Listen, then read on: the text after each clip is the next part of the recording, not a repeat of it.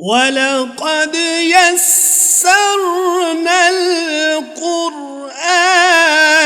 لِلذِّكْرِ، اور بے شک ہم نے قرآن کو نصیحت کے لیے آسان کر دیا ہے۔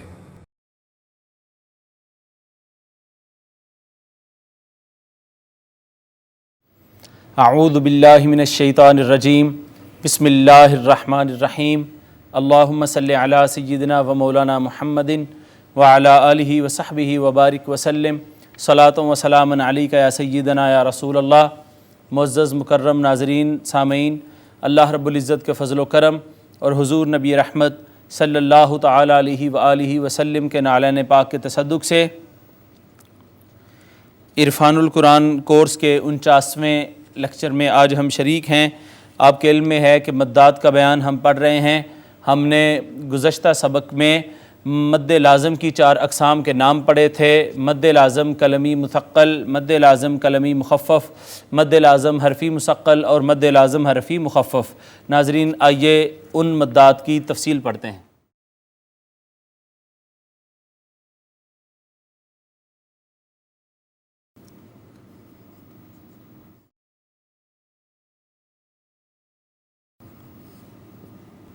مد لازم کی اقسام ہم پڑھ رہے تھے، تو مد لازم کی یہ 4 اقسام ہیں۔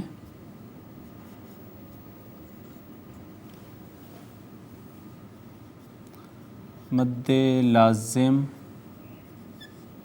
قلمی مثقل، مد لازم قلمی مخفف، اسی طرح مد لازم حرفی مثقل،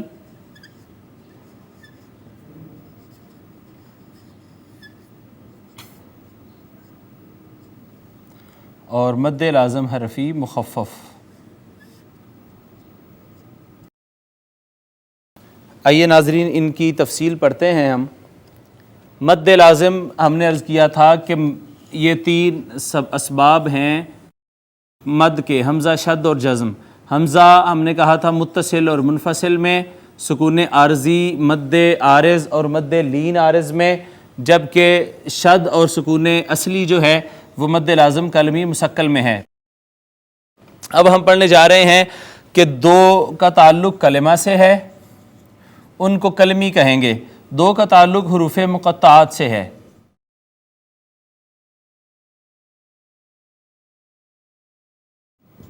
اگر کسی کلمہ کے اندر حرف مدہ کے بعد سبب مد شد ہو تو اس کو مد لازم قلمی مثقل کہتے ہیں۔ اگر کسی کلمہ میں، کسی لفظ میں حرف مدہ کے بعد شد آ جائے تو شد کی وجہ سے ماقبل پہ جو مد آئے گی اس مد کو مد لازم قلمی مثقل کہیں گے۔ یہاں میں تعریف لکھتا ہوں۔ اگر کسی کلمہ میں حرف مدہ کے بعد شد آ جائے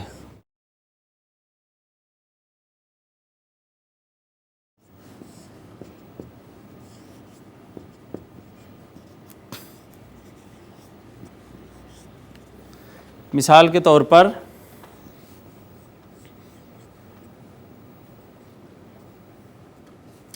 یہ ناظرین آپ دیکھیں، یہ الف جو ہے یہ حرف مدہ ہے، ماقبل اس کا مفتوح ہے، اس کے بعد آ گئی شد۔ شد جو ہے وہ سبب مد ہے، لہٰذا شد نے ماقبل کو مد دے دی۔ اب شد کی وجہ سے یہ جو مد آئی ہے، اور چونکہ یہ کلمہ کے اندر ہے تو کلمی ہے، اور چونکہ یہ شد کی وجہ سے آئی ہے، اور شد والے حرف کو سختی سے پڑھتے ہیں، قوت سے پڑھتے ہیں، ثقل واقع ہوتا ہے، بھاری پن ہوتا ہے، اس وجہ سے جو شد کی وجہ سے مد آئے اس کو مثقل کہتے ہیں۔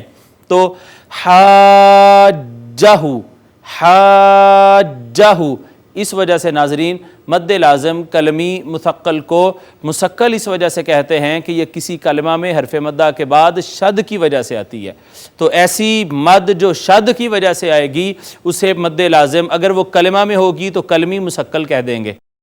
اسی طرح ناظرین اگر کسی کلمہ میں حرف مدہ کے بعد شد نہیں بلکہ سکون اصلی آ جائے، سکون اصلی آ جائے یعنی جزم آ جائے، مثال کے طور پر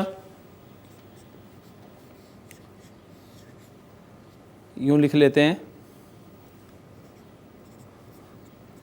یہ دیکھیں یہ الف المدیہ صغیرہ ہے جو قائم مقام ہے الف مدہ کا، تو حرف مدہ کے بعد آ گیا سکون، اور یہ سکون وقف، یہ جو سکون ہے یہ سکون اصلی ہے، یہ وقف کی وجہ سے نہیں آیا بلکہ اصل کلمہ میں ہے، وقف کی وجہ سے نہیں ہے، اصلی سکون ہے، عارضی سکون نہیں ہے۔ تو یہ جو سکون اصلی ہے یہ سبب مد ہے، لہٰذا اس نے ما قبل پہ مد دے دی۔ اب یہ جو مد ہے چونکہ سکون کی وجہ سے جو مد آئے گی وہ نرمی سے پڑھی جائے گی، آل آنا، آل آنا، اس وجہ سے اس کو کلمی مخفف کہتے ہیں۔ تو اگر کلمہ کے اندر شد کی وجہ سے مد آ جائے تو وہ کلمی مسکل، اور اگر کسی کلمہ میں سکون اصلی کی وجہ سے مد آ جائے تو وہ کلمی مخفف کہلوائے گی۔ اسی طرح ناظرین آپ نے دیکھا ہوگا کہ حروف مقطعات جو ہوتے ہیں، مقطعات ہم نے پہلے بھی آپ کو بتایا تھا کہ یہ قطعاتن سے نکلا ہے، قطعاتن کہتے ہیں ٹکڑے کو، ٹکڑا، پیس، علیحدہ چیز کو۔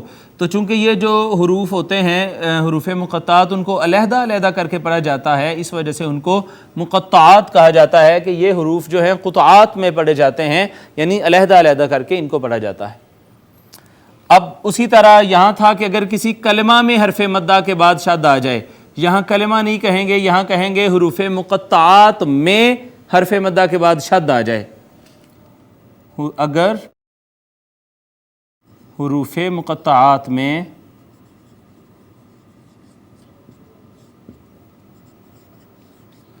حرف مدہ کے بعد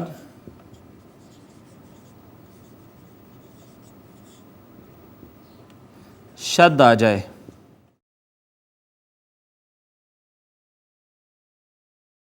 تو ایسی مد کو مد لازم حرفی مثقل کہتے ہیں۔ مثال کے طور پر اس کو میں چاہ رہا ہوں کہ اس کو بھی ساتھ ہی تعریف کر لیں تاکہ ایک ہی مثال میں دونوں کو سمجھ لیا جائے گا۔ پھر حروف مقطعات میں حرف مدہ کے بعد شد آ جائے، اور حرفی مخفف ہے کہ اگر حروف مقطعات میں حرف مدہ کے بعد سکون اصلی آ جائے۔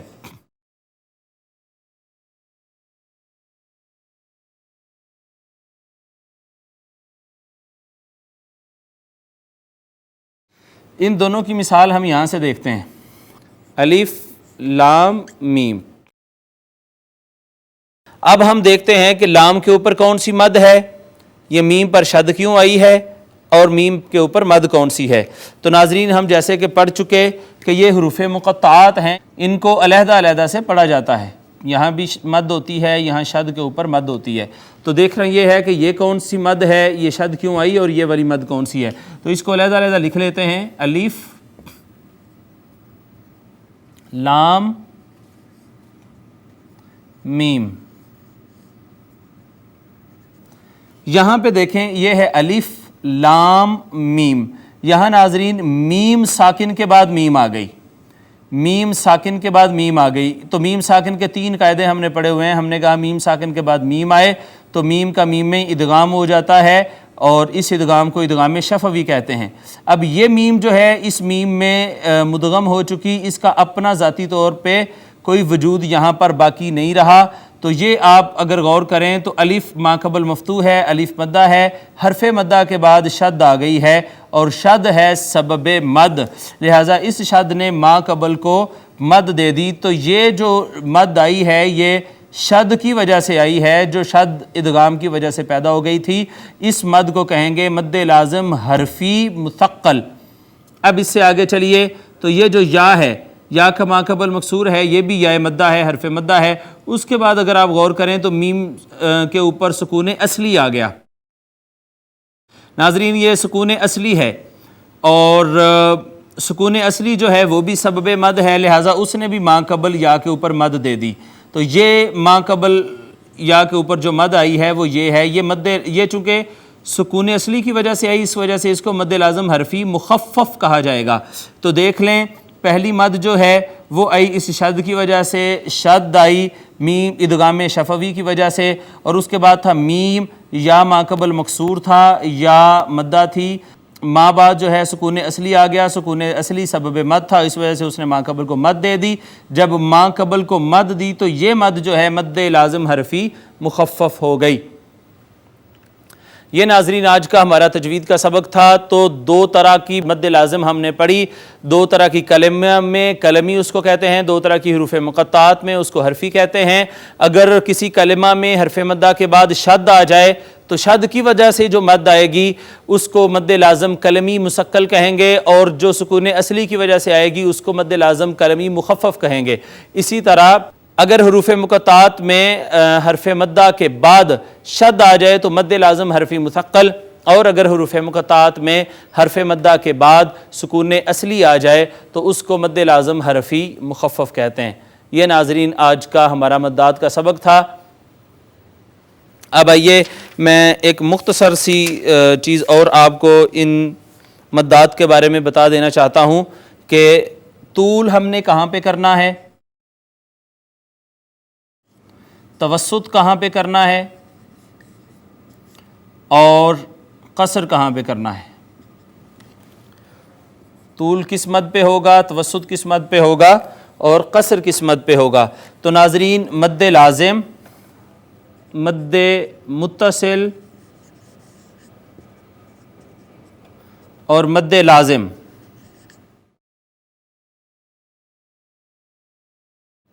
لازم پہ طول ہوگا، مد منفصل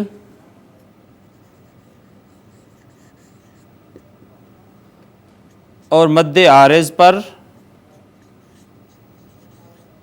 توسط ہوگا، اور حروف مدہ پلس نظائر حروف مدہ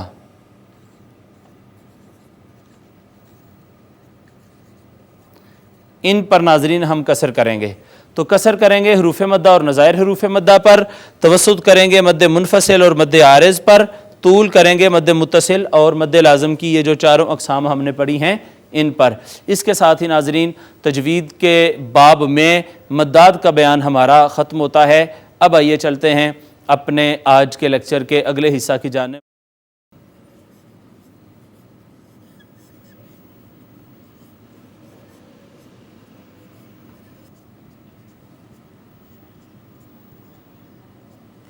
جی ناظرین سبق آج کا ہم لکھ چکے، آئیے پہلے اس کا تلفظ صحیح کرتے ہیں، اس کے بعد پھر ہم اس کا ترجمہ کریں گے۔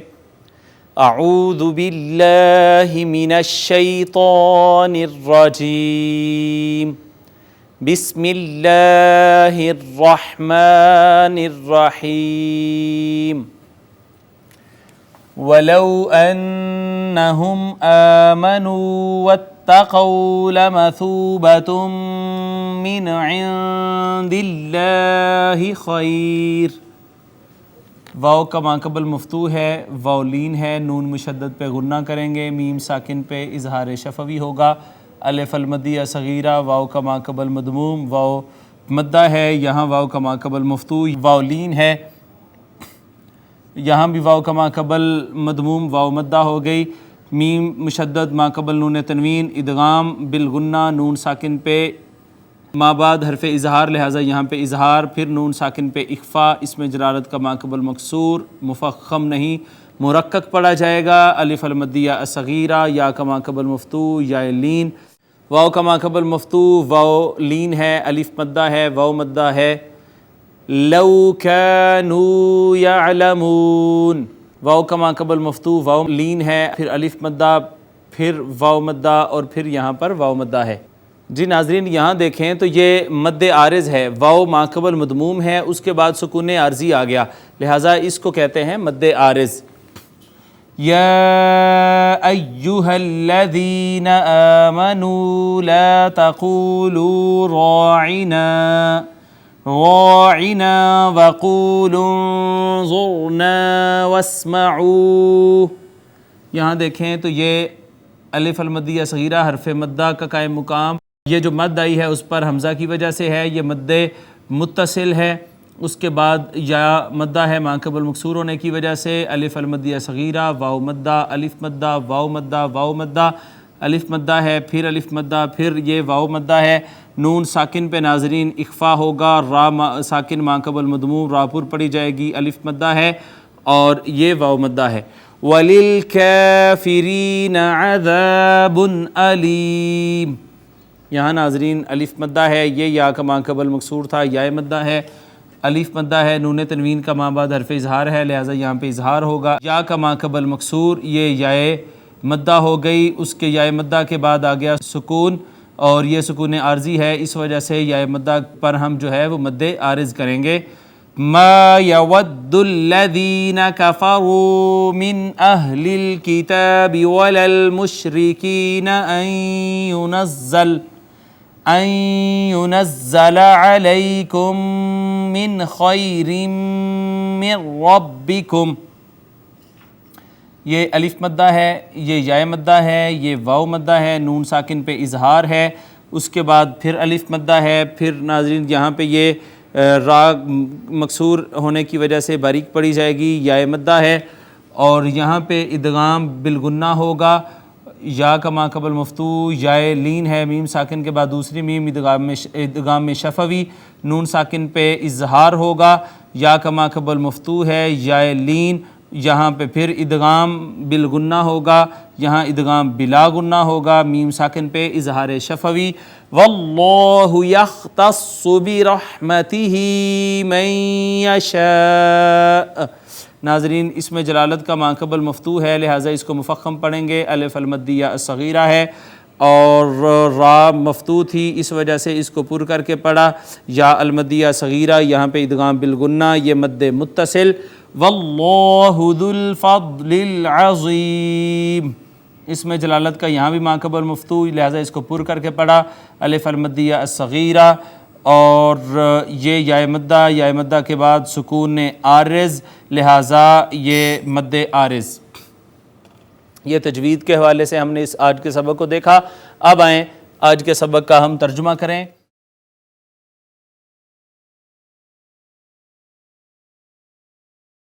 واو کا ترجمہ ہے اور، لو کا معنی ہے اگر یا کاش، انا کا معنی ہے بے شک، اور اگر بے شک ہم اس میں ضمیر جمع مذکر غائب کی وہ سب، اور اگر وہ سب آمنو فعل ماضی جمع مذکر غائب ایمان لاتے، اور اگر وہ سب ایمان لاتے، واو کا معنی ہے اور، اتقوا فعل ماضی جمع مذکر غائب کا یہ بھی صیغہ ہے، اور پرہیزگاری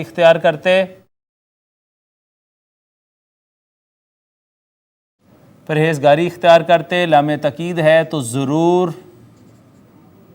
مثوبتن ثواب ہوتا تو ثواب پاتے، ضرور ثواب پانے والے ہوتے، من کا معنی ہے سے، عند اللہ اللہ کی طرف سے، ضرور ثواب پاتے، خیر بہت بہتر، تو اللہ کی طرف سے بہت بہتر ثواب پا لیتے۔ لو کا معنی ہے کاش، یعنی اگر، کانو فعل ماضی جمع مذکر غائب کا صیغہ ہے، یعلمون فعل مضارع جمع مذکر غائب کا صیغہ ہے، تو بن گیا ماضی استمراری، وہ جانتے ہوتے، کاش وہ جانتے ہوتے۔ کانا یکونو ہونا، یعلمون علم سے ہے، کاش وہ سب جانتے ہوتے۔ یا ایہا حرف ندا معنی ہے اے، الذین اسم موصولہ جمع مذکر کا، اے وہ لوگو جو، آمنو فعل ماضی جمع مذکر غائب ایمان لائے ہو، ایمان والے ہو، یا اے ایمان والو، لا حرف نہیں ہے معنی ہے نہیں، یا نہ اس کا ترجمہ کریں گے، نہ تقولو نہ تھا، یہ لا حرف جازمہ نے اس کو آ کے گرا دیا، لہٰذا یہ تقولو رہ گیا، تقولو تم سب کہو، تقولو فعل مضارع جمع مذکر حاضر ہے، تم سب کہو، تم سب نہ کہو، راعنا اے ایمان والو تم سب راعنا مت کہو، واو کا معنی اور، قولو فعل امر جمع مذکر حاضر، سب کہو اور سب کہو، اور تم سب کہو، انظرنا، انظر فعل امر واحد مذکر حاضر، نظر کرم فرمائیے،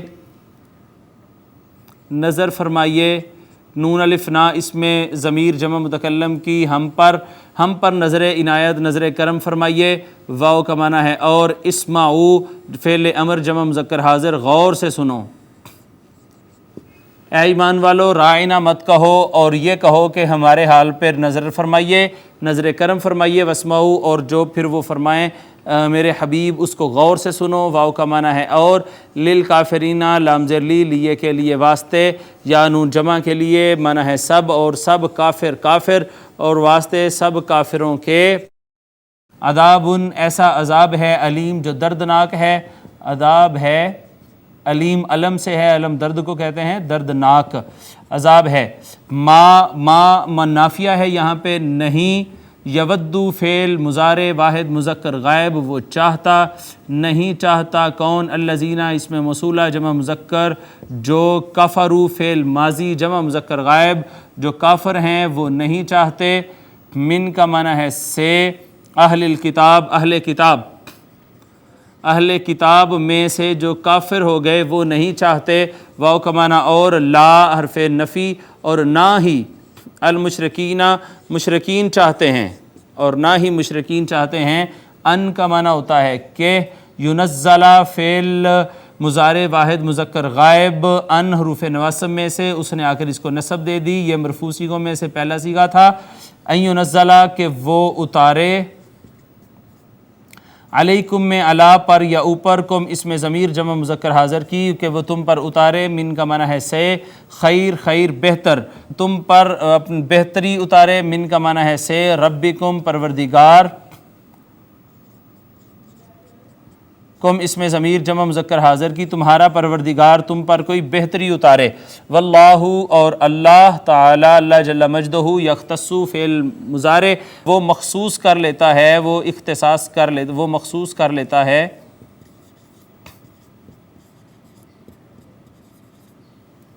برحمت ہی با کا معنی ساتھ، رحمت رحمت کو کہتے ہیں، ساتھ رحمت کے، ہی اس میں ضمیر واحد مذکر غائب کی، اس کا مرجع اس میں جلالت ہے، اپنی رحمت کے ساتھ وہ مخصوص کر لیتا ہے یا اپنی رحمت کے لیے وہ مخصوص کر لیتا ہے، من موصولہ ہے، معنی ہے جسے، یشاء فعل مضارع واحد مذکر غائب وہ چاہتا ہے، جسے وہ چاہتا ہے اپنی رحمت کے لیے خاص کر لیتا ہے، واللہ اور اللہ جل تعالی، اللہ اور اللہ رب العزت، ذو الفضل العظیم، ذو الفضل صاحب فضل ہے، عظیم فضل عظیم، صاحب فضل عظیم ہے، اور اللہ تعالیٰ صاحب فضل عظیم ہے۔ یہ ناظرین آج کا ہمارا لفظی ترجمہ تھا۔ آئیے آج کے سبق کا با محاورہ ترجمہ کرتے ہیں، اور با محاورہ ترجمہ کرنے کے بعد انشاءاللہ آج کے سبق کی تفسیر کرتے ہیں۔ اور اگر وہ ایمان لے آتے اور پرہیزگاری اختیار کرتے تو اللہ کی بارگاہ سے ثواب کہیں بہتر ہوتا، کاش وہ آگاہ ہوتے۔ اے ایمان والو، نبی اکرم صلی اللہ تعالیٰ علیہ وآلہ وسلم کو متوجہ کرنے کے لیے رائنا مت کہا کرو، بلکہ انظرنا یعنی ہماری طرف نظر کرم فرمائیے کہا کرو، اور بغور سنتے رہا کرو، اور کافروں کے لیے دردناک عذاب ہے۔ نہ وہ لوگ جو اہل کتاب میں ایسے کافر ہو گئے ہیں اور نہ ہی مشرکین اسے پسند کرتے ہیں کہ تمہارے رب کی طرف سے تم پر کوئی بھلائی اترے، اور اللہ خاص کر لیتا ہے اپنی رحمت کے ساتھ جسے چاہتا ہے، اور اللہ بڑے فضل والا ہے۔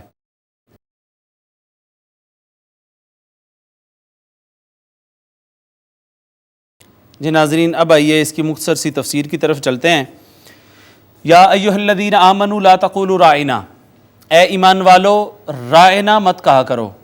حاضرین مکرم، شان رسالت مآب صلی اللہ تعالیٰ علیہ وآلہ وسلم میں معمولی سی گستاخی بھی کفر ہے۔ اس آیت کریمہ میں آقا علیہ الصلوۃ والسلام کے ادب و احترام اور حضور کی تعظیم و تکریم کا ایک اصولی ضابطہ امت مسلمہ کو عطا کیا گیا، اور بتایا گیا کہ آپ صلی اللہ تعالیٰ علیہ وآلہ وسلم کی بارگاہ بے کس پناہ میں گفتگو کے آداب کیا ہونے چاہیے۔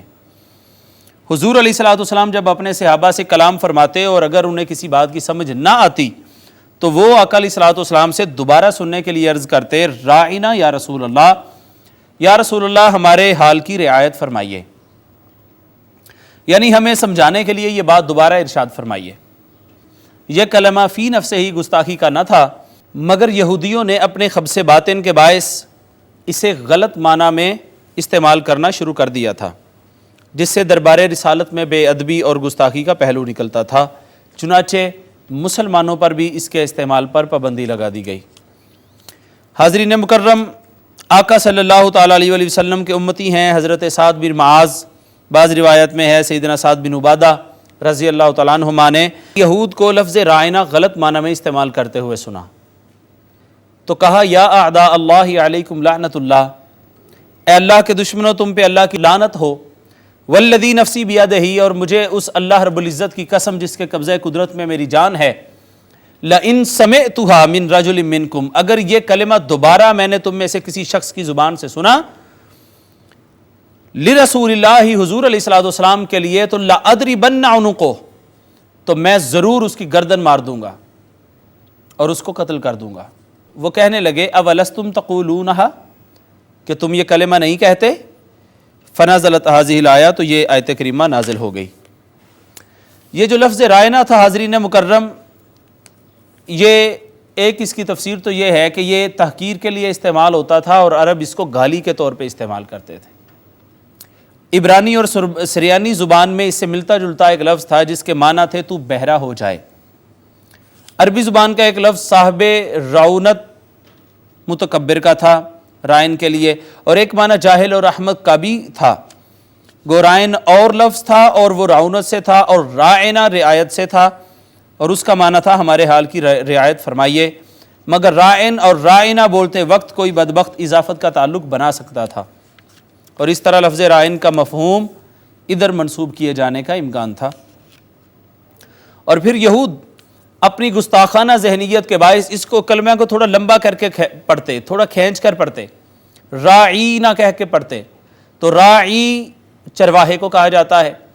تو معاذ اللہ آقا علیہ السلام کی بارگاہ میں اس لفظ کو غلط معنی میں استعمال کرتے، اس لفظ کو تھوڑا بگاڑ کے استعمال کرتے، تو اللہ رب العزت نے وہ لفظ کے جو فی نفس ہی منع نہ تھا، غلط معنی والا نہ تھا، اس کے بہت سارے اور معنی بھی تھے، لیکن وہ غلط نیت سے چونکہ استعمال کرتے تو مالک جل علا نے فرمایا کہ وہ لفظ جس میں میرے محبوب کی گستاخی کا، حضور علیہ السلام کی شان میں تنقیص کا ایک ذرہ بر پہلو بھی نکلتا ہے اور اس میں شک و شبہ بھی ہے، تو بے شک وہ کلمہ فی نفس ہی جائز ہے، پھر بھی تم اس کلمہ کا استعمال ترک کر دو۔ اور کہا گیا کہ اے مومنو، تم میرے حبیب کو رائے نہ کہنے کی بجائے اب یوں کہہ دیا کرو کہ یا رسول اللہ انظرنا، اے حبیب مکرم ہمارے حال پر نظر کرم فرمائیے، واسمعوا، اور جب میرے محبوب تم سے مخاطب ہوں تو پھر غور سے دھیان سے حضور علیہ السلام کی بات کو سنا کرو۔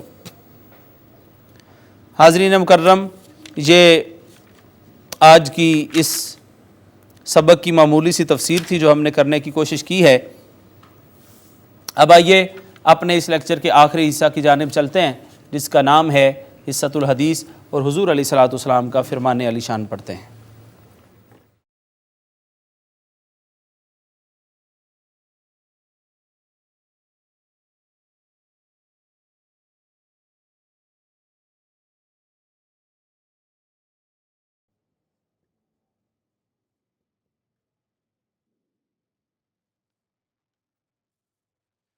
یہ ناظرین جو حدیث پاک ہم نے لکھی ہے یہ رواہ الدارمی و احمد، جی اس کا ترجمہ یہ ہے کہ سیدنا ابو ہریرہ رضی اللہ تعالیٰ عنہ سے آپ نے فرمایا، قال رسول اللہ صلی اللہ علیہ وسلم نے فرمایا، یقول اللہ تعالی، اللہ فرماتا ہے، کل عمل ابن آدم لہو، ہر ابن آدم کا عمل اس کے لیے ہے، فالحسنۃ، اور نیکی یا پس نیکی، بعشر امثالہا، اس کا اجر 10 گنا ہے، الی 700 ضعف، یا 700 گنا تک ہے،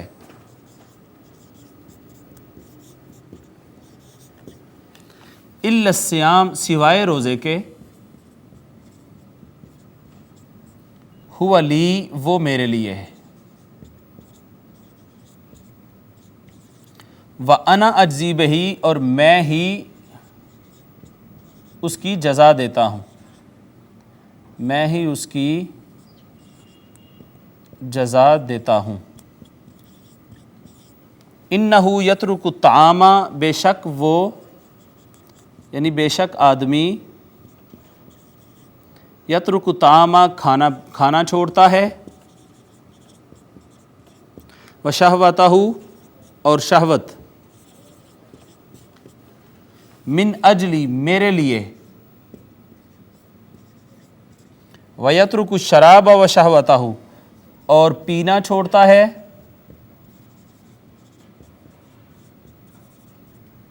اور شہوت چھوڑتا ہے،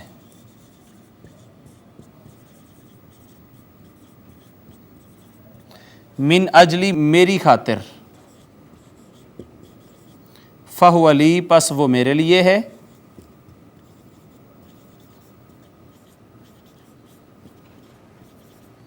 وَأَنَا أَجْزِي بِهِ اور میں ہی اس کی جزا دیتا ہوں یا اس کی جزا دوں گا۔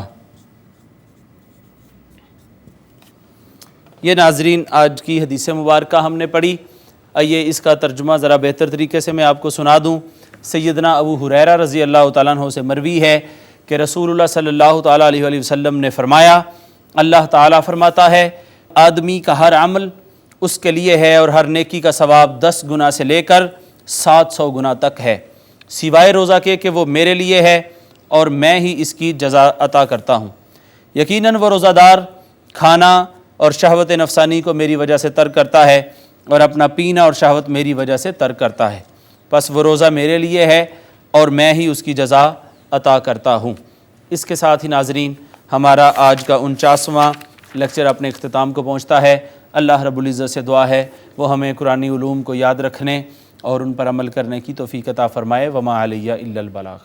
لا إله إلا هو الرحمن الرحيم الملك القدوس السلام المؤمن المهيمن العزيز الجبار المتكبر الخالق البارئ المصور الغفار القهار الوهاب۔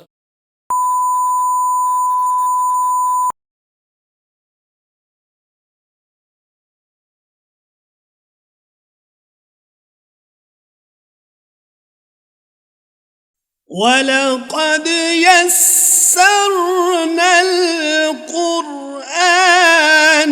لِلذِّكْرِ، اور بے شک ہم نے قرآن کو نصیحت کے لیے آسان کر دیا ہے۔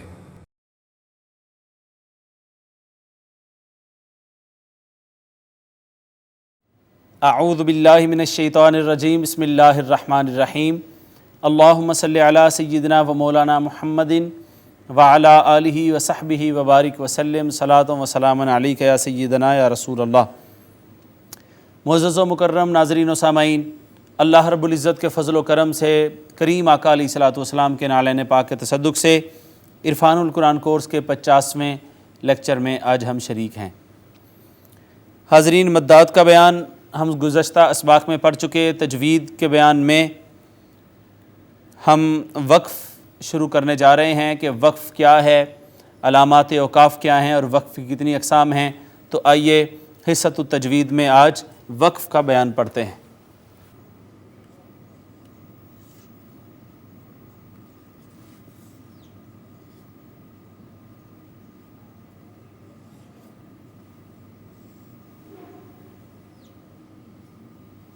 سب سے پہلے وقف کی تعریف کہ وقف کہتے کسے ہیں۔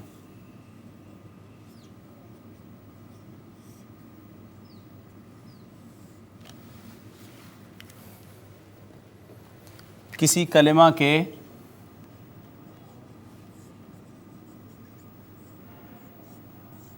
آخری حرف کی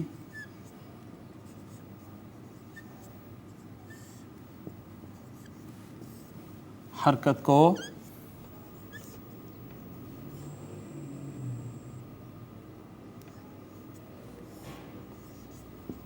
تبدیل کر کے ساکن کرنا اور سانس توڑ کر ٹھہرنا وقف کہلاتا ہے۔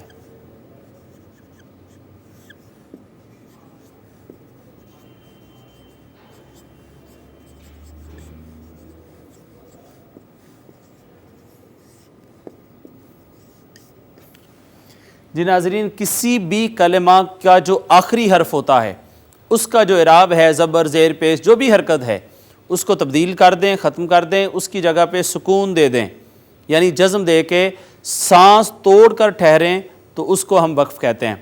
کسی کلمہ کے آخری حرف کی حرکت کو تبدیل کر کے ساکن کریں اور سانس توڑ کر ٹھہریں۔ یہ یاد رکھ لیں کہ سانس توڑے بغیر رکنے کو وقف نہیں سکتا کہتے ہیں، تو وقف کے لیے ضروری ہے کہ آپ آخری حرف کو ساکن کریں اور ساکن کرنے کے ساتھ ساتھ آپ سانس بھی توڑ دیں۔ یہ وقف کی تعریف تھی۔ اب آئیے علامات اوقاف۔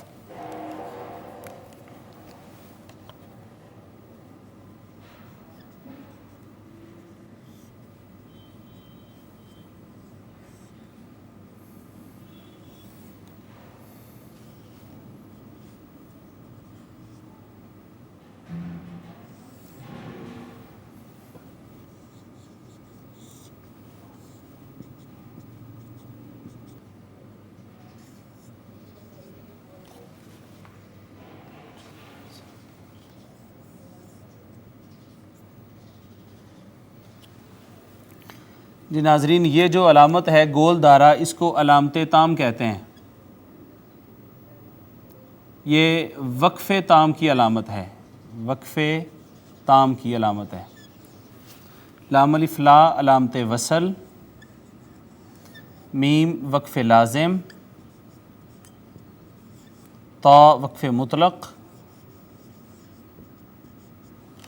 جیم وقف جائز،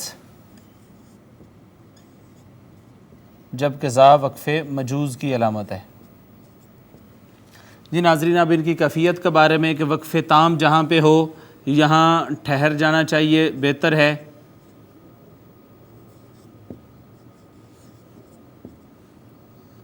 نہ ٹھہریں بھی تب بھی گناہ نہیں ہے۔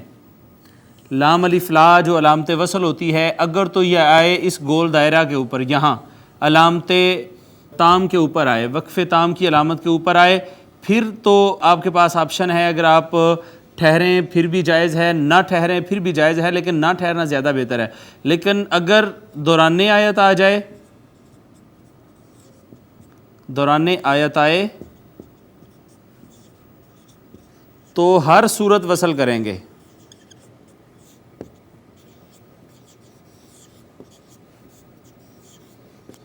دوران آیت آئے تو پھر ہم جو ہے یہاں پر وقف نہیں کریں گے، پھر ہر صورت ہمیں ملا کے پڑھنا ہوگا۔ میم وقف لازم کی علامت ہے، یہاں ضرور ٹھہریں۔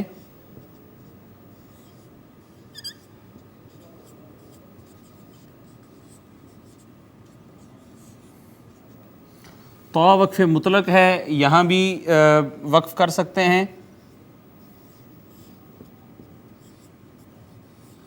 اب یہاں وقف کریں نہ کریں دونوں حالتوں میں آپ کو اجازت ہے، ضروری نہیں ہے کہ آپ یہاں پہ وقف کریں۔ وقف جائز، یہاں بھی وقف جائز کی علامت ہے، یہاں بھی وقف کر سکتے ہیں۔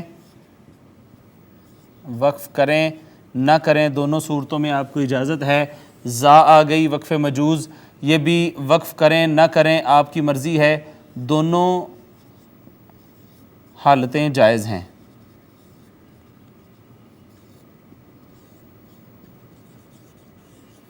ناظرین، یہ میں آپ کو بتا دوں کہ علامت وصل جب دوران آیت آئے گی، اس صورت میں جب دوران آیت آئے گی تو لازمی ہے کہ آپ وصل کریں، اس کا دھیان رکھیں، اور وقف لازم کا دھیان رکھیں۔ اس کے علاوہ جتنے بھی وقف آتے ہیں یا اس سے ہٹ کے اور بہت سارے وقف یا علامات اوقاف یا رموز اوقاف جو قرآن مجید میں آپ دیکھتے ہیں، ہر جگہ پہ آپ کو اجازت ہے۔ اگر آپ وقف کرنا چاہیں تب بھی ٹھیک ہے، اگر آپ وقف نہ کرنا چاہیں، وصل کرنا چاہیں تب بھی ٹھیک ہے۔ ایک سوال ذہن میں آ سکتا ہے کہ جب ہر جگہ رکنا بھی جائز ہے اور نہ رکنا بھی جائز ہے تو ان علامات کا پھر فائدہ کیا ہے، ان علامات کی وجہ کیا ہے؟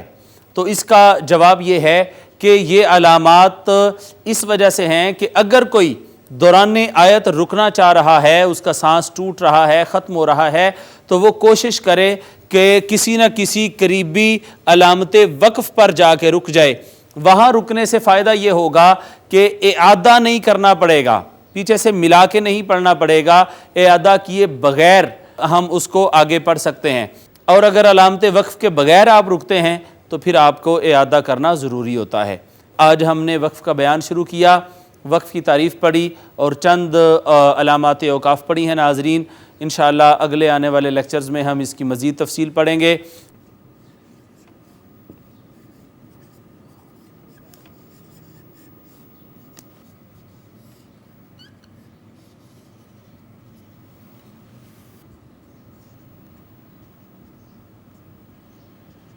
جی ناظرین، سبق ہم نے لکھ لیا ہے، آئیے پہلے تجوید کے ساتھ اس کا تلفظ صحیح کرتے ہیں، اس کے بعد انشاءاللہ ہم اس کا ترجمہ کریں گے۔ اعوذ باللہ من الشیطان الرجیم، بسم اللہ الرحمن الرحیم، ما ننسخ من آیت او ننسها نأت بخیر منها۔ الف پدہ ہے، نون ساکن پہ اخفا کیا ہم نے، خواہ حروف مستعلیہ میں سے اس کو پر کر کے پڑھا، نون ساکن کے بعد حرف اظہار، یہاں پہ اظہار ہوگا، الف المدیہ الصغیرہ، یہاں بھی نون تنوین کے بعد حرف اظہار، یہاں بھی اظہار ہوگا، واو ماقبل مفتوح، واو لین نون ساکن پہ اخفا ہوگا، الف مدہ ہے، پھر حمزہ کو ہم نے جھٹکے سے پڑھا، پھر یا ماقبل مفتوح یا لین ہے، یہاں پہ پھر ناظرین نون تنوین میم آ گیا، میم کا ماقبل نون تنوین، میم نے اس کو اپنے اندر ضم کر لیا، ادغام بالغنہ، نون ساکن کے بعد ہا آ گئی اظہار میں سے، لہٰذا یہاں پہ اظہار ہوگا، الف مدہ، او مثلها الم تعلم ان اللہ علی کل شیء قدیر۔ یہاں بھی ناظرین میم ساکن اظہار شفوی، میم ساکن اظہار شفوی، نون مشدد غنہ ہوگا، اس میں جلالت ماقبل مفتوح، لہٰذا یہاں پہ اس میں جلالت مفخم پڑھا جائے گا، کھڑی زبر آ گئی آخری حرف پر، الف المکسورہ ہم اسے کہتے ہیں، یا کا ماقبل مفتوح یا لین، نون تنوین ما بعد حرف اخفا، لہٰذا یہاں پہ اخفا ہوگا، یا کا ماقبل مکسور یا مدہ۔ الم تعلم ان اللہ لہ ملک السماوات والارض، یہاں دیکھیں میم ساکن اظہار شفوی، پھر میم ساکن اظہار شفوی، نون مشدد پہ غنہ، اس میں جلالت کا ماقبل مفتوح مفخم پڑھا جائے گا، الف المدیہ صغیرہ، واو المدیہ صغیرہ، الف المدیہ صغیرہ، پھر الف المدیہ صغیرہ، اور پھر را ساکن ماقبل مفتوح، را کو مفخم پڑھا جائے گا۔ وَمَا لَكُم مِّن دُونِ اللَّهِ مِن وَلِيٍّ وَلَا نَصِيرٍ۔ یہاں پہ ناظرین الف مدہ ہے، میم ساکن کے بعد دوسری میم آ گئی، ادغام شفوی ہے، نون ساکن پہ اخفا ہے، واو مدہ ہے، اس میں جلالت کا ماقبل مکسور، لہٰذا اس کو مرقق پڑھیں گے، باریک پڑھیں گے، پھر اوپر کھڑی زبر الف المدیہ صغیرہ، واو مشدد یرملون میں سے ماقبل نون ساکن، واو نے ماقبل کو اپنے اندر مدغم کر لیا، ادغام بالغنہ، یہاں بھی نون تنوین کا ما بعد جو تھا حروف یرملون میں سے ماقبل کو اپنے اندر مدغم کیا، ادغام بالغنہ، الف مدہ ہے، یا مدہ ہے۔ ام تريدون ان تسألوا رسولكم كما سئل موسى من قبل، میم ساکن پہ اظہار شفوی، یا کا ماقبل مکسور، یا مدہ ہے، واو مدہ ہے، نون ساکن اخفا ہوگا اور واو مدہ، پھر را مفتوح ہے، لہٰذا اس کو پر کر کے پڑھا جائے گا، واو مدہ میم ساکن پہ اظہار شفوی، الف مدہ ہے، واو مدہ الف المکسورہ، میم ساکن پہ اخفا ہوگا، با ساکن پہ کلکلا ہوگا۔ وَمَن يَتَبَدَّلِ الْكُفْرَ بِالْإِيمَانِ فَقَدْ ضَلَّ سَوَاءَ السَّبِيلِ۔ ناظرین یہ دیکھیں نون ساکن کے بعد یا حروف ادغام میں سے ماقبل نون ساکن تھا، یا نے ماقبل کو اپنے اندر مدغم کر لیا، ادغام بالغنہ ہے، اس کے بعد را مفتوح تھی لہٰذا پر پڑھی جائے گی، یا کا ماقبل مکسور، یا مدہ، پھر الف مدہ، پھر ناظرین قاف حروف مستعلیہ میں سے پر کر کے پڑھا، دال حروف کلکلہ میں سے ساکنہ کلکلہ کیا، یہ مد متصل ہے، دیکھیں حرف مدہ کے بعد حمزہ سب مد اسی کلمہ میں مد متصل، یا ما قبل مکسور یا مدہ ہے، اور آخر میں سکون عارضی ہے وقف کی وجہ سے، لہٰذا مد عارض بھی ہے۔ یہ ناظرین تجوید کے حوالے سے ہم نے آج کے سبق کو دیکھا۔ اب آئیے آج کے سبق کا لفظی ترجمہ کرتے ہیں۔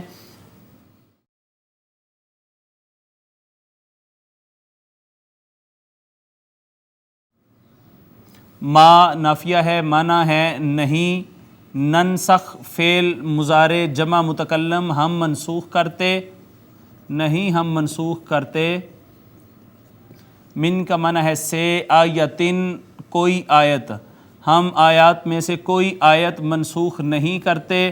او یا ننسیہا، ننسی فعل مضارع مجہول جمع متکلم ہم بلاتے، ہم بلا دیتے ہیں، بلاتے ہیں۔ ہا اس میں ضمیر واحد مؤنث غائب کی، اس کا مرجع آیتن ہے، اسے یا ہم بلا دیتے ہیں اسے۔ ناتی، ناتی فعل مضارع جمع متکلم ہم لاتے ہیں، عطایاتی ہوتا ہے لانا، ہم لاتے ہیں۔ بخیرن با کا معنی ہے ساتھ، خیر بہتر، ہم بہتر لاتے ہیں۔ من کا معنی ہے سے، ہا اس میں ضمیر واحد مؤنث غائب کی، اس کا مرجع بھی آیتن، اس سے بہتر ہم لے آتے ہیں۔ او، او کا معنی ہے یا، مثلیہا مثل جیسی، ہا اس میں ضمیر واحد مؤنث غائب کی، اس کا مرجع بھی آیتن، یا اس جیسی لے آتے ہیں۔ آ حرف استفہام کیا، لم حرف نافیہ کیا نہیں، حروف جوازم میں سے۔ تعلم فعل مضارع واحد مذکر حاضر تو جانتا، کیا تو نہیں جانتا، کیا آپ کو علم نہیں ہے۔ انا کہ بے شک، اللہ بے شک اللہ تعالی، علا کا معنی ہوتا ہے پر یا اوپر، کلی ہر شیء چیز کے، قدیر قدرت والا ہے۔ بے شک اللہ تعالیٰ ہر چیز پر قدرت رکھتا ہے، قادر ہے۔ پھر حرف استفہام معنی ہے کیا، لم پھر حروف جوازم میں سے کیا نہیں۔ تعلم فعل مضارع واحد مذکر حاضر تو آپ جانتے، کیا آپ نہیں جانتے۔ ان اللہ کہ بے شک اللہ، بے شک اللہ تعالی، لہو لام زبر لا لام زبر لی، لیے کے لیے واسطے، ہو اس میں ضمیر واحد مذکر غائب کی، اس کا مرجع اس میں جلالت، لہو لیے ہے اس کے، ملک السماواتی ملک کہتے ہیں بادشاہی کو، السماوات آسمانوں کی، والارض اور زمینوں کی۔ واو کا معنی اور ہے، ما نافیہ معنی ہوگا نہیں، لکم لام زبر لا لیے کے لیے واسطے، کم اس میں ضمیر جمع مذکر حاضر، واسطے تمہارے یا لیے تمہارے اور نہیں تمہارے لیے۔ من کا معنی سے، دون اللہ سوائے اللہ، اللہ کے، من کا معنی سے، ولیًا کوئی دوست، واو کا معنی اور، لا نہ ہی، نصیر مددگار۔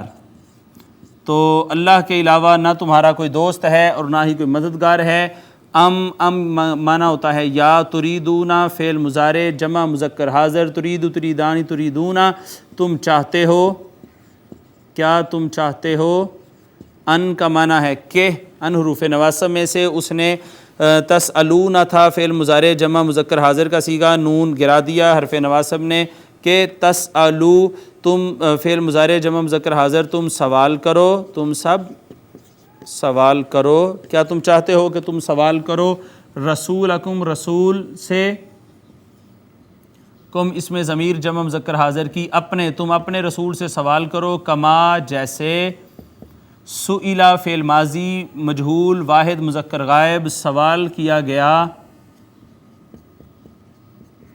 موسیٰ موسیٰ سے، موسیٰ علیہ السلام سے سوال کیا گیا۔ من کا معنی ہے سے، قبل اس سے پہلے، جیسے موسیٰ علیہ السلام سے اس سے پہلے سوال کیے گئے۔ واو کا معنی ہے اور، من موصولہ ہے، معنی ہے جو، یتبدل فعل مضارع واحد مذکر غائب جو تبدیل کرتا ہے، بدلتا ہے، الکفرا کفر کو، بالایمانی ایمان کے بدلے، با کا معنی ہے ساتھ، ایمان ایمان جو ایمان کے بدلے کفر کو بدل دیتا ہے، فا پس، قد جو ہے وہ تحقیق کے معنی میں آتا ہے، اور فعل ماضی قریب کے معنی میں، فقد کا معنی ہے پس تحقیق، دلہ فعل ماضی واحد مذکر غائب گمراہ ہو گیا،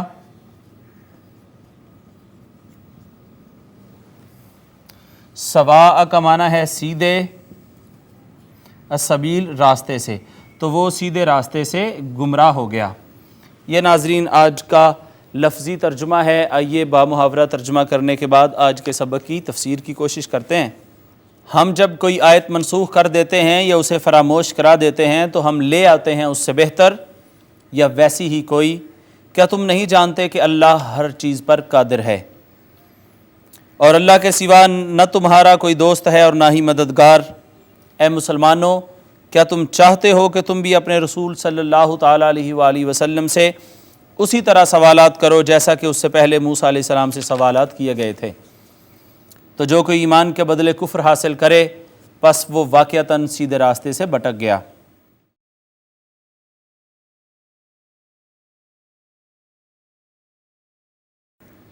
حاضرین مکرم، ما ننسخ من آیت، بعض آیات اور احکام خاص مقاصد اور مصالح کی تکمیل کے لیے نازل کیے گئے۔ جب وہ مقاصد اور مصالح پورے ہو گئے تو انہیں منسوخ کر کے نئے احکام اتارے گئے اور ان پر اسلام کے نظام کی بنیاد رکھی گئی۔ اس میں تشریعی اور تکوینی دونوں حیثیتیں پیش نظر تھیں۔ یہی فلسفہ نسخ ہے۔ حضرت ابن عباس رضی اللہ تعالیٰ عنہ فرماتے ہیں کہ نسخ کے معنی بدلنے کے ہیں۔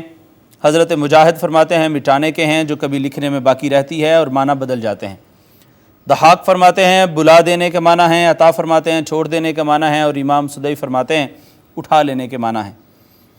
طبرانی میں ایک روایت ہے کہ دو آدمیوں نے آقا صلی اللہ تعالیٰ علیہ وسلم سے ایک صورت یاد کی تھی۔ ایک مرتبہ رات کی نماز میں ہر چند اسے پڑھنا چاہا لیکن قوت حافظہ نے ساتھ نہ دیا۔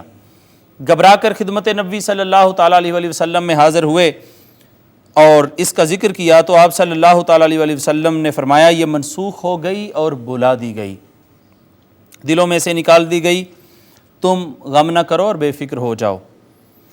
حاضرین مکرم، یہودی جو تھے وہ نسخ کے قائل نہ تھے، یہاں ان کا بھی زبردست رد کیا گیا ہے۔ اس آیت میں گو خطاب فخر دو عالم صلی اللہ تعالیٰ علیہ وسلم کو ہے، مگر دراصل یہ کلام یہودیوں کو سنانا ہے جو انجیل اور قرآن کو اس وجہ سے نہیں مانتے تھے کہ ان میں سے بعض احکام جو تورات میں تھے وہ منسوخ ہو گئے تھے۔ جس طرح اللہ اپنے کاموں میں بے نیاز ہے وہ اپنے حکموں میں بھی بے نیاز ہے۔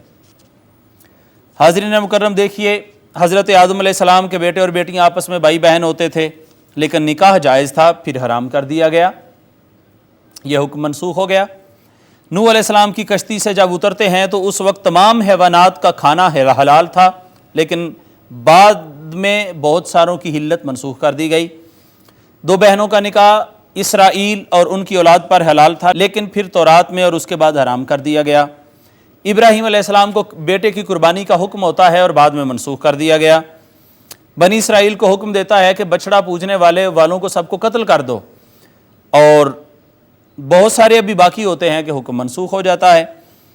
پہلے جس عورت کا خاوند مرتا تھا اس کی عدت 1 سال تھی، اب 3 ماہ رہ گئی، پہلا حکم منسوخ ہو گیا، ناسخ آ گیا، لہٰذا دونوں آیات قرآن پاک میں اب بھی موجود ہیں۔ پہلے قبلہ بیت المقدس تھا، اب حکم ہوا کہ کعبہ کو قبلہ بنا دو۔ پہلے مسلمانوں کو حکم تھا کہ ایک مسلمان 10 کافروں کے مقابلے میں لڑے، بعد میں وہ 2 کے مقابلے میں صبر کرنے کا حکم ہوا۔ پہلے حکم تھا کہ آقا صلی اللہ تعالیٰ علیہ وسلم سے سرگوشی کرنے سے پہلے، گفتگو کرنے سے پہلے صدقہ کر لیا کرو، بعد میں یہ حکم منسوخ ہو گیا اور دونوں آیات قرآن پاک میں موجود ہیں۔ حضور نبی اکرم صلی اللہ تعالیٰ علیہ وسلم کا ارشاد پاک ہے کہ مسلمانوں میں سے سب سے بڑا مجرم وہ ہے جو اس چیز کے بارے میں سوال کرے جو حرام نہ تھی لیکن اس کے سوال کرنے سے حرام ہو گئی۔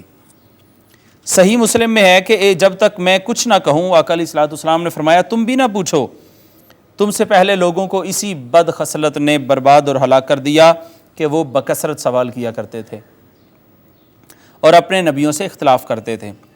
جب میں تمہیں حکم دوں تو اپنی طاقت کے مطابق بجا لاؤ، اور اگر منع کروں تو رک جایا کرو۔ یہ آپ صلی اللہ تعالیٰ علیہ وسلم نے اس وقت فرمایا تھا جب لوگوں کو خبر دی کہ اللہ تعالیٰ نے تم پر حج فرض کیا ہے تو کسی نے کہا کہ ہر سال؟ آپ صلی اللہ تعالیٰ علیہ وآلہ وسلم خاموش ہو گئے۔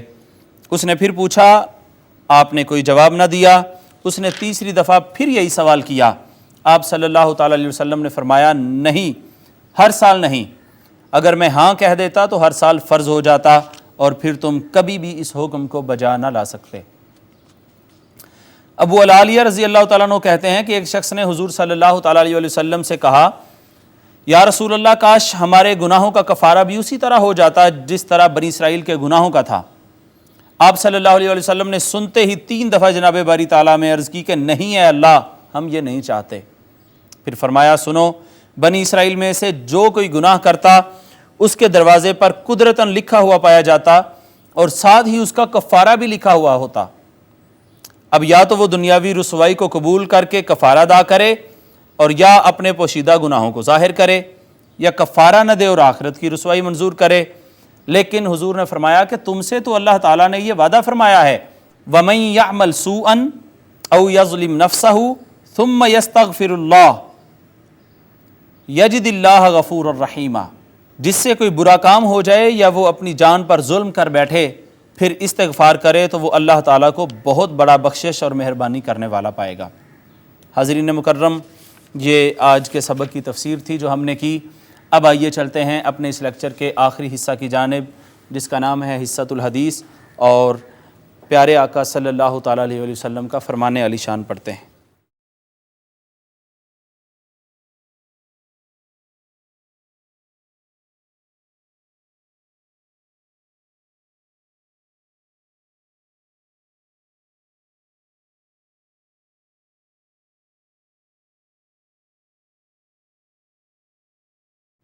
اس حدیث پاک کو ابو داؤد نے اور ترمذی نے اور نسائی نے دیگر بہت ساری کتب حدیث میں اس کو ائمہ کرام نے نقل کیا ہے، اور وقال ابو عیسیٰ ھذا حدیث حسن۔ آئیے اس کا ترجمہ کرتے ہیں۔ علقمہ فرماتے ہیں، قال، انہوں نے کہا، قال عبداللہ ابن مسعود، کہ عبداللہ ابن مسعود رضی اللہ تعالیٰ عنہ نے فرمایا، الا اصلی بکم صلاۃ رسول اللہ، کیا میں تمہیں رسول اللہ صلی اللہ علیہ وسلم کی نماز پڑھ کر نہ دکھاؤں؟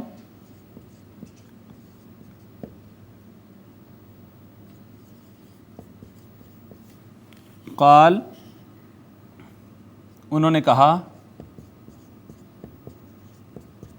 فصلی، تو انہوں نے نماز پڑھی، حضور علیہ السلام کے طریقے کے مطابق انہوں نے نماز پڑھی۔ فلم یرفع یدیہ، تو اپنے ہاتھوں کو بلند نہ کیا، الا مرتن، سوائے ایک دفعہ کے، سوائے ایک مرتبہ کے انہوں نے بقیہ نماز میں اپنے ہاتھوں کو بلند نہ کیا۔ حاضرین مکرم، یہ حدیث مبارکہ ہم نے پڑھی۔ حضرت علقمہ روایت کرتے ہیں کہ حضرت عبداللہ ابن مسعود رضی اللہ تعالیٰ عنہ نے فرمایا، کیا میں تمہیں رسول اللہ صلی اللہ تعالیٰ علیہ وآلہ وسلم کی نماز نہ پڑھاؤں؟ راوی کہتے ہیں پھر انہوں نے نماز پڑھائی اور ایک مرتبہ کے سوا اپنے ہاتھ نہ اٹھائے۔ امام نسائی کی بیان کردہ روایت میں ہے، ثم لم یعد، پھر انہوں نے ہاتھ نہ اٹھائے۔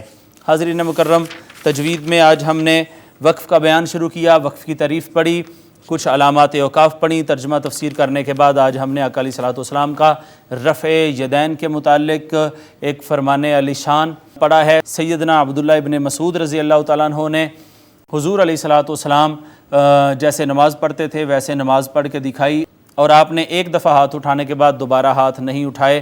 اللہ جل مجدہ سے دعا ہے وہ ہمیں اپنے حبیب مکرم صلی اللہ تعالیٰ علیہ وسلم کے صدقے سے صحیح مسلمان بننے کی توفیق عطا فرمائے۔ اللہ رب العزت ہم سب کا حامی و ناصر ہو. وما علیہ الا البلاغ. لا إله إلا هو الرحمن الرحيم الملك القدوس السلام المؤمن المهيمن العزيز الجبار المتكبر الخالق البارئ